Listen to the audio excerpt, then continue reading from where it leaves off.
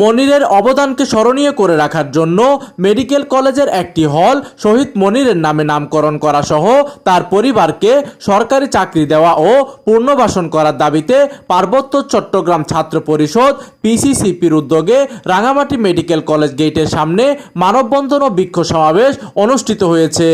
গত 9 জানুয়ারি সকাল 10টায় Rangamati medical college গেটের সামনে এই মানববন্ধন ও বিক্ষোভ সমাবেশটি অনুষ্ঠিত হয়।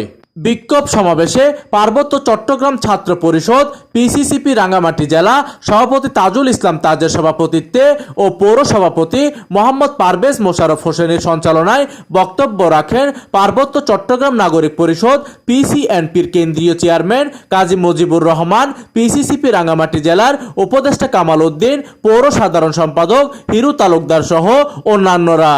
ডেস্ক নিউজ, দিগন্তের বার্তা 24, রাঙামাটি।